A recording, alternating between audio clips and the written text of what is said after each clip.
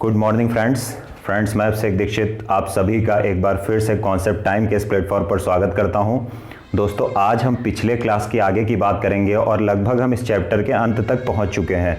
अब इस क्लास के पहले जो हमने पढ़ा था, अगर हम मोटे तौर पर उस पर नज़र डालें तो सबसे पहले हमने इंट्रो पढ़ा था कि वैदिक एज क्या था। उसके बाद हमने काफ़ी चीज़ें पढ़ी, चाहे वो सोशल स्ट्रक्चर हो या इकोनॉमिक स्ट्रक्चर हो या पॉलिटिकल स्ट्रक्चर हो या फिर रिलीजियस बिलीफ हो।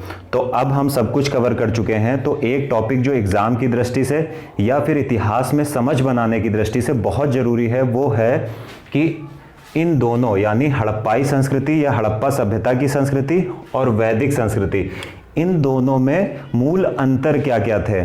तो इस टॉपिक को कवर करने का सबसे आसान तरीका मेरी नज़र में ये है कि इन तीनों को पढ़ने के लिए मैंने एक तरफ बेस दिया है कि जो हम अंतर करेंगे उसका बेस क्या है। फिर मैं वैदिक संस्कृति या वैदिक कल्चर के बारे में लिखूंगा और हड़प्पन कल्चर या हड़प्पाई संस्कृति के बारे में लिखूंगा।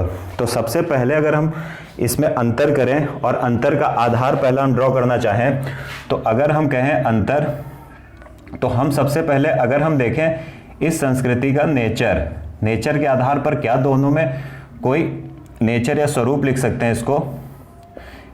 अब देखते हैं हम स्वरूप का मतलब यहाँ क्या हुआ। अगर हम देखें कि जो वैदिक कल्चर थी या वैदिक संस्कृति थी, तो वैदिक संस्कृति पर अगर हम गौर करें तो हम देखते हैं कि वैदिक संस्कृति क्या थी। वैदिक संस्कृति एक रूरल कल्चर थी, यानी ग्रामीण संस्कृति थी। वैदिक संस्कृति कैसी संस्कृति थी? हमने देखा कि जो आर्य थे वो कबीलों में रहते थे और उनके घर कैसे होते थे।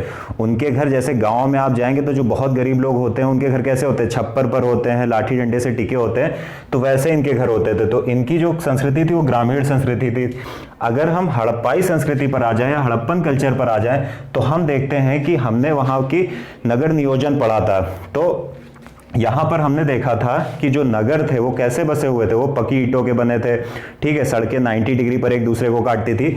तो यहाँ पर हम देखते हैं यहाँ पर जो सिस्टम था वो कैसा था, या नेचर इसका कहता था अर्बन, या इसको हम कह सकते हैं शहरी। तो पहला अंतर ये हो गया कि ये एक ग्रामीण संस्कृति थी और ये एक शहरी संस्कृति थी। पहला अंतर तो ये समझ में आ गया। और मैं इसमें बहुत डीप नहीं जाऊंगा क्योंकि मैं अगर बहुत डीप जाने लगूंगा तो वीडियो लंबी हो जाएगी। दूसरी चीज, ये सारी चीजें जो हम यहाँ पर कवर करेंगे, इन दोनों टॉपिक्स में कवर करेंगे, वो हम पिछली वीडियोस में कवर कर चुके हैं। तो बहुत लंबा वीडियो बनाने की जरूरत नहीं है, बस इतना समझिए जो हम पीछे कवर कर चुके हैं। और जो लोग ये वीडियो देख रहे हैं उनको अगर इसको समझने में प्रॉब्लम आ रही है तो पीछे जाके वीडियो पूरा चैप्टर कवर कर सकते हैं। पहला तो ये हो गया कि जो वैदिक संस्कृति थी वो ग्रामीण थी और हड़प्पाई संस्कृति कैसी थी, अर्बन थी या शहरी थी। अगर हम दूसरी अगर हम बात कर लेते हैं, एक टॉपिक जो डिफरेंस आसानी से समझा सकता है एनिमल के संदर्भ में या जानवरों के संदर्भ में। अगर हम एनिमल्स की बात करें या जानवरों की बात करें तो हम देखते हैं कि जो वैदिक कल्चर के लोग थे, तो वैदिक कल्चर के लोग हॉर्स का यूज़ बहुत ज़्यादा करते थे। यानी हम बात करें वैदिक कल्चर के लोग घोड़े का इस्तेमाल बहुत ज़्यादा करते थे, ठीक है। उसके सिवा अगर हम एक और चीज़ देखें कि घोड़े का इस्तेमाल तो करते थे, लेकिन ये लोग एलिफेंट या हाथी और दूसरा टाइगर, जिसे हम बाघ कहते हैं हिंदी में, टाइगर से ये लोग परिचित नहीं थे। यानी they are unfamiliar with elephant and tiger, मतलब ये लोग हाथी और बाघ से परिचित नहीं थे। एक और चीज है कि जो ये थे वैदिक संस्कृति के लोग थे, ये अपना सैक्रेड एनिमल, सैक्रेड मतलब पवित्र जानवर, किसको मानते थे, पवित्र जानवर ये लोग मानते थे। यानी पवित्र जानवर अगर हम देखें ये लोग किसको मानते थे, तो पवित्र जानवर ये लोग गाय को मानते थे। अब हम दूसरी तरफ आ जाते हैं हड़प्पाई संस्कृति में, हड़प्पन कल्चर में।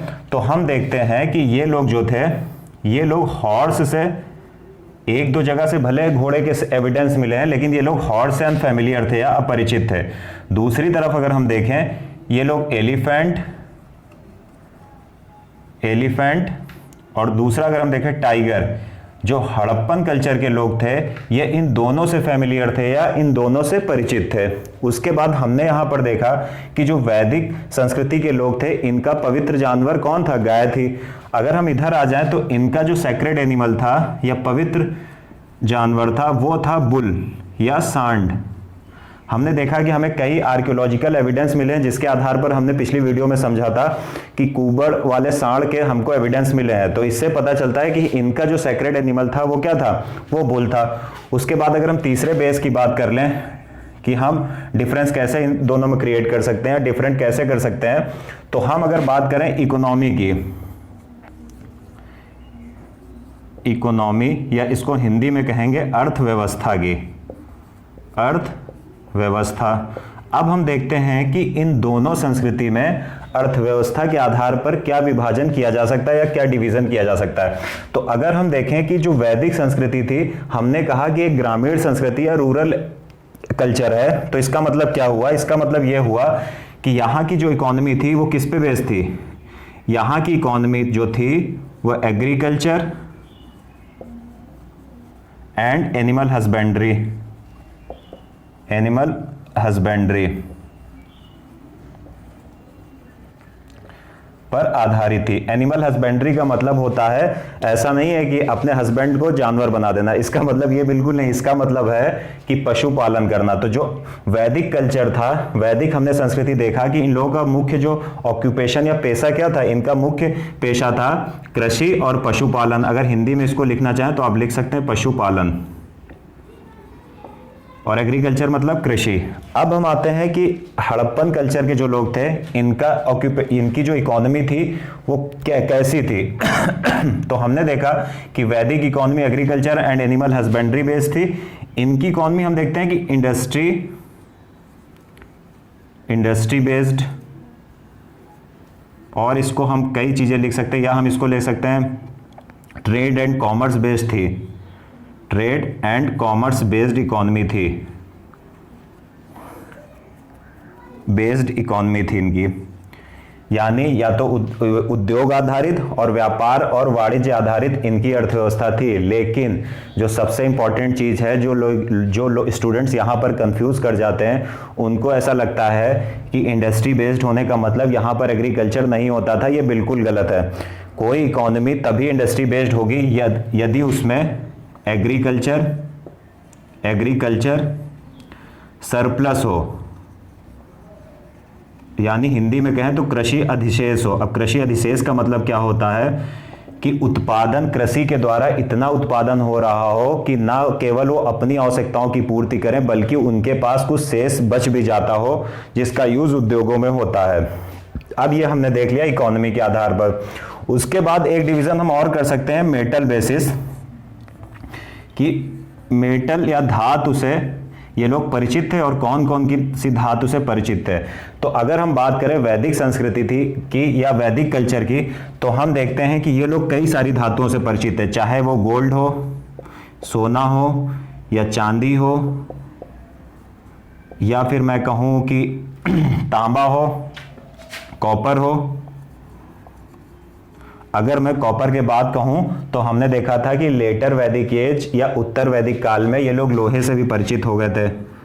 तो आयरन हो, तो लोहे से भी, तो ये लोग कई धातुओं से परिचित थे, चाहे वो सोना, चांदी, तांबा और लोहा कुछ भी हो। अब अगर हम देखें क्या हड़प्पाई संस्कृति के जो लोग थे वो भी इतनी सारी धातुएं, बहुत प्रकार की धातुओं से परिचित थे? तो बिल्कुल नहीं परिचित थे। ये लोग अगर देखें हम मेनली किन धातुओं से परिचित थे, तो पहली बात तो इन्होंने कॉपर से ये लोग परिचित थे, यानी तांबे से परिचित थे।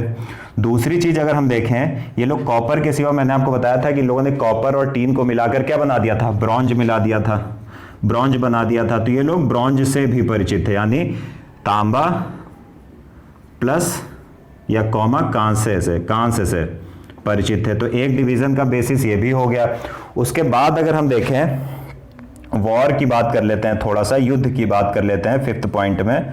तो अगर हम देखें कि इन दोनों कल्चर्स में वॉर, युद्ध कौन ज्यादा युद्ध प्रिय कौन थे, तो या हम कह लें युद्ध प्रिय इसको लिख सकते हैं, वॉर लवर। तो हम देखते हैं कि वैदिक कल्चर के लोग, मैंने बताया कि घोड़ों का इस्तेमाल करते थे, युद्ध बहुत ज्यादा करते थे। तो ये लोग क्या करते थे, युद्ध बहुत ज्यादा करते थे, इसलिए ये लोग क्या यूज करते थे, ये लोग आर्मर और हेलमेट्स। आर्मर मतलब होता है कवच और हेलमेट मतलब सिर को बचाने वाला कोई उपकरण या टूल। तो चूंकि वैदिक कल्चर के लोग युद्ध वॉर लवर थे या युद्ध प्रिय थे, इसलिए वो लोग कवच और हेलमेट का यूज करते थे। अगर हम इसमें आ जाएं, इंडस वैली सिविलाइजेशन में आ जाएं, तो हम देखते हैं कि जो ये लोग थे ये वॉर लवर नहीं थे।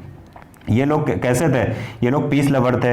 इसलिए हम देखते हैं कि ये लोग जो वॉर था, इनके वॉर के एविडेंस हमको बहुत कम मिलते हैं, या हम ये कह सकते हैं कि ये लोग युद्ध प्रिय बहुत कम थे या युद्ध बहुत कम करते थे। उसके बाद अगर हम देखें, एक और आगे हम बात कर लेते हैं। हम बात अगर करें पॉइंट नंबर, ये कौन सा हो गया, पॉइंट नंबर 6। तो अगर हम बात कर लेते हैं कि एजुकेशन सिस्टम या शिक्षा प्रणाली। अगर हम शिक्षा प्रणाली की बात कर दें कि शिक्षा प्रणाली कैसी थी, तो हम देखते हैं कि जो वैदिक संस्कृति थी, यहाँ पर शिक्षा प्रणाली ओरल बेसिस थी। ओरल बेसिस, या हिंदी में इसको लिखना चाहें तो मौखिक आधार पर दी जाती थी या मौखिक आधारित थी। अब इसका मतलब क्या होता है? मतलब ये हुआ कि जो शिक्षा प्रणाली थी वो गुरु अपने शिष्य को मौखिक आधार पर देता था, यानी अपने शिष्य को वो जो भी लेक्चर देता था वो बोल देता था गुरुकुल में। मतलब उसका कोई लिखित एविडेंस नहीं मिलता। मतलब जो भी शिक्षा दी जाती थी वो गुरु से शिष्य को दी जाती थी। उसके बाद जो शिष्य होता था फिर वो अपनी नेक्स्ट जनरेशन को स्थानांतरित करता था। मतलब किसी प्रकार के कोई रिटर्न एविडेंस शिक्षा के आधार पर नहीं मिलते हैं। तो इसलिए शिक्षा कैसी दी जाती थी? ओरल बेसिस, गुरु शिष्य परंपरा पर आधारित थी, जो कई पीढ़ियों तक चलती रहती थी। उसके बाद अगर हम देखें, क्या हड़प्पाई संस्कृति में भी ऐसा एजुकेशन सिस्टम था? तो हड़प्पाई संस्कृति में कुछ हमें अंतर दिखाई देता है। जैसे ही अंतर हम कैसे कर सकते हैं? यहां पर हमने देखा जो शिक्षा थी वो ओरल बेसिस थी, लेकिन हमने हड़प्पाई सिविलाइजेशन चैप्टर पढ़ा था, civilisation of Indus valley civilisation जब हमने चैप्टर पढ़ा था, तो हमने एक चीज देखी थी। हमने क्या देखा था कि इन लोगों की एक अपनी स्क्रिप्ट थी, यानी जिसको हम कहते थे पिक्टोग्राफिक या पिक्टोग्राफ स्क्रिप्ट थी। तो पिक्टोग्राफ स्क्रिप्ट होने से क्या हम समझ सकते हैं? चूंकि इन लोगों के पास अपनी भाषा को लिखने की एक लिपि थी, जिसको हम पिक्टोग्राफ स्क्रिप्ट कहते थे या चित्राक्षर लिपि कहते थे। तो ऐसा हम समझ सकते हैं, ऐसा मान सकते हैं कि जो हड़प्पाई सिविलाइजेशन के लोग थे या हड़प्पन संस्कृति के लोग थे, तो ये लोग क्या करते थे? ये लोग शिक्षा में भी ये लोग चित्राक्षर लिपि पर इनकी शिक्षा आधारित रही होगी। यहाँ पर क्या था? जो शिक्षा थी वो ओरल बेसिस थी या मौखिक आधारित थी। लेकिन चूंकि हड़प्पाई संस्कृति में हम देखते हैं कि एक वहाँ पर पिक्टोग्राफिक लिपि थी। लिपि क्या होता? मैंने बताया था भाषा और लिपि में अंतर, कि जो हम बोलते हैं वो हम भाषा बोलते हैं, चाहे वो इंग्लिश हो या हिंदी हो, लेकिन जब हम उसको उतारते हैं कागज पे तो उसके अपने कुछ नियम होते हैं। उन्हीं नियम को हम लिपि कहते हैं कि कोई भाषा किस आधार पर लिखी जाती है। तो यहाँ पर इन लोगों की लिपि कैसी थी? Pictographic script. और मैंने बताया था कि ये लोग लिपि को यूज करने में कई प्रकार के साइन यूज करते थे, चित्र यूज करते थे। तो ये हमने समझ लिया। अब हम अगर देखें 7th, हम देखें कि फैमिली की बात कर लेते हैं। तो अगर हम बात करें फैमिली की या परिवार की, तो हम देखें, अगर हम बात करें फैमिली या परिवार की, कि परिवार के आधार पर क्या दोनों सिविलाइजेशन में कोई अंतर था, तो हम अगर बात कर दें फैमिली की, तो हम देखते हैं कि वैदिक सिविलाइजेशन या वैदिक कल्चर जो था, ये क्या था? वैदिक कल्चर जो था ये पैट्रियार्कल था। पैट्रियार्कल था, यानी पैट्रियार्कल का मतलब हिंदी में क्या हुआ कि ये पितृसत्तात्मक था। पितृसत्तात्मक था क्या? परिवार।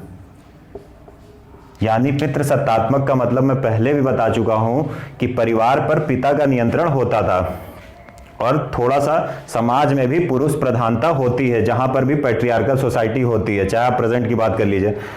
अब अगर हम देखें क्या हड़प्पाई संस्कृति में भी समाज पितृसत्तात्मक था, तो मैंने पिछले चैप्टर में बताया था कि जो हड़प्पाई संस्कृति थी वहां पर सोसाइटी कैसी थी? वहां पर सोसाइटी मैट्रियार्कल थी। मैट्रियार्कल का मतलब मातृ सत्तात्मक था समाज, यानी मातृ सत्तात्मक मतलब परिवार पर स्त्री का या सबसे बड़ी जो घर की स्त्री होती थी या माता होती थी उसका नियंत्रण होता था। तो ये हमने एक इस बेसिस पर अंतर देख लिया। उसके बाद अगर हम थोड़ी सी बात एक और कर लें, किसकी हम बात कर लें, अगर हम किसकी बात करेंगे आखिरी में, हम बात कर ले अगर हम कास्ट सिस्टम की बात कर लेते हैं या वर्ण सिस्टम की बात कर लेते हैं। तो अगर हम बात करें वर्ण सिस्टम की, जिसे हम वर्ण व्यवस्था भी कहते हैं या जिसे हम जाति व्यवस्था भी कहते हैं या जिसे हम कास्ट सिस्टम भी कहते हैं, तो हम देखते हैं कि लेटर वैदिक एज में या उत्तर वैदिक काल में जो ये क्या था, वर्ण व्यवस्था था, ये कैसी हो गई थी, ये कैसी हो गई थी, बर्थ बेस्ड, या इसको हिंदी में कहें तो कैसी हो गई थी, जन्म आधारित। अब जन्म आधारित का मतलब क्या हुआ, हमने देखा था कि ऋग वैदिक एज में जो वर्ण व्यवस्था थी वो कर्म के आधार पर थी, कर्म बेस्ड थी। यानी अगर आप का काम शिक्षा देना है तो आप ब्राह्मण हुए, यदि आप सेना में शामिल हो तो आप क्षत्रिय हुए। लेकिन यहां पर क्या हुआ, लेटर वैदिक एज में हमने देखा था कि जो ये कर्म बेस्ड ये था, वर्ण सिस्टम था, वो कैसा हो गया, वो बर्थ बेस्ड हो गया, यानी जन्म आधारित हो गया। यानी अगर आपके पिता ब्राह्मण हैं और आप उनके घर में पैदा हो गए तो आप ब्राह्मण हो गए। तो ये बर्थ बेस्ड सिस्टम था और यहीं पर इनइक्वालिटी की या आप कहें कि भेदभाव की शुरुआत होती है, विषमता की शुरुआत होती है। और अगर हम देखें क्या हड़प्पाई कल्चर में इस प्रकार का कोई सिस्टम या वर्ण सिस्टम बर्थ बेस्ड था, तो हम देखेंगे कि यहां पर हम अगर बात करें बर्थ बेस्ड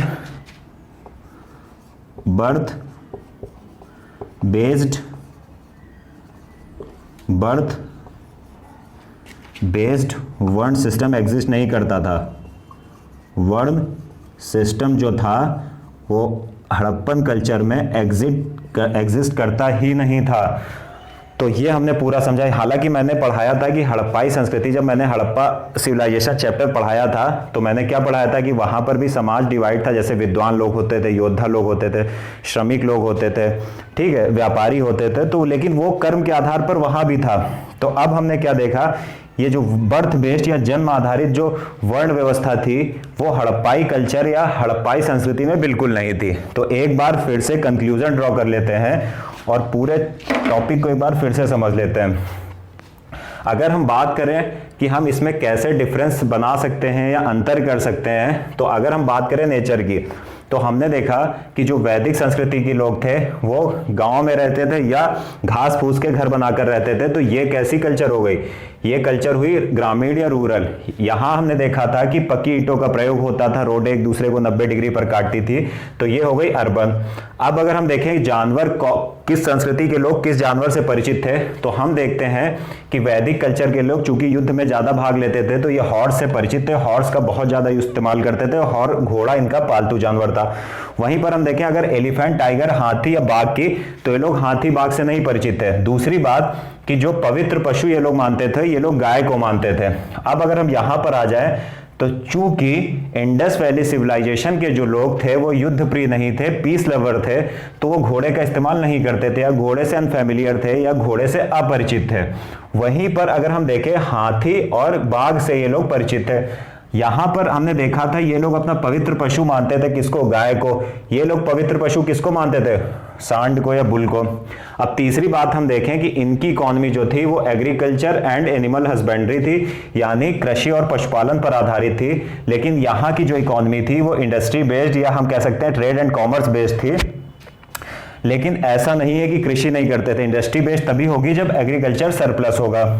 अब अगर हम चौथा बेस देखें मेटल, तो ये लोग बहुत सारी धातुओं से परिचित थे, जैसे हम कह सकते हैं गोल्ड, सिल्वर, कॉपर, आयरन। लेकिन अगर हम हड़प्पन कल्चर में आ जाए तो ये लोग बहुत ज्यादा मेटल से परिचित नहीं थे। ये लोग कॉपर और फिर कॉपर में टीन को मिलाकर इन्होंने ब्रॉन्ज बना दिया था, तो ब्रॉन्ज से परिचित है। उसके बाद हम देखें क्या ये लोग वॉर लवर थे दोनों कल्चर्स में कोई, तो जो वैदिक कल्चर के लोग थे ये युद्ध बहुत ज्यादा करते थे, यानी वॉर लवर थे, इसलिए ये कवच या आर्मर या हेलमेट्स का यूज करते थे। ये लोग वॉर लवर्स थे ही नहीं, तो इसके प्रयोग की कोई बात ही नहीं होती है। उसके बाद अगर हम देखें एजुकेशन सिस्टम या शिक्षा प्रणाली की, तो जो इनकी शिक्षा प्रणाली थी ये ओरल बेसिस थी, यानी गुरु के द्वारा शिष्य को दी जाती थी, मौखिक आधार पर मुंह से बोलकर, और शिष्य के द्वारा अपनी अगली पीढ़ी में स्थानांतरित कर दी जाती थी। लेकिन यहां पर हम देखें तो हड़प्पाई सिविलाइजेशन के लोग जो थे उनकी अपनी एक चित्राक्षर लिपि थी, पिक्टोग्राफिक या पिक्टोग्राफ स्क्रिप्ट थी। तो ऐसा माना जा सकता है कि वो लोग शिक्षा प्रणाली में भी लिखते होंगे या इस लिपि का प्रयोग करके ज्ञान का स्थानांतरण करते होंगे या हस्तांतरण करते होंगे। अब अगर हम परिवार की बात कर लें, फैमिली की बात करें, तो हमने देखा कि वैदिक कल्चर पितृसत्तात्मक या पैट्रियार्कल था, यानी परिवार पर किसका नियंत्रण होता था? पुरुष का नियंत्रण होता था, पिता का नियंत्रण होता था। लेकिन अगर हम यहां पर आए तो यहां पर हम देखते हैं कि जो समाज था वो मैट्रियार्कल यानी मातृसत्तात्मक होता था, या हम कह सकते हैं कि परिवार पर माता का नियंत्रण होता था। अब अगर हम आखिरी में बात करें वर्ण सिस्टम का स्वरूप कैसा था, नेचर कैसा था, तो हम देखते हैं कि लेटर वैदिक एज में आकर जो ये वर्ण सिस्टम था ये बर्थ बेस्ड हो गया। यानी अगर आप ब्राह्मण के घर में पैदा हुए तो ब्राह्मण होंगे, अगर आप क्षत्रिय के घर में पैदा हुए तो क्षत्रिय होंगे, यदि आप वैश्य के घर में पैदा हुए तो वैश्य होंगे, यदि आप शूद्र के घर में पैदा हुए तो शूद्र होंगे। लेकिन जो हड़प्पाई संस्कृति थी यहां पर बर्थ बेस्ड वर्ण सिस्टम नहीं था। यहां पर आपको दिखेंगे कि समाज में कुछ विभाजन था, विभाजन आर्थिक आधार पर था, और जो वर्ण सिस्टम जैसा जो बर्थ बेस्ड वर्ण सिस्टम जन्म आधारित की आप अगर विद्वान के घर में पैदा हुए तो विद्वान, तो वो यहां पर नहीं था। आपका कर्म के आधार पर वर्ण डिसाइड होता था। तो ये हमने दोनों कल्चर्स के बीच अंतर समझ लिया। उम्मीद है आपको वीडियो पसंद आई होगी। यदि वीडियो पसंद आई हो लाइक करिए, अधिक से अधिक शेयर करिए और चैनल को सब्सक्राइब करिए। Thank you.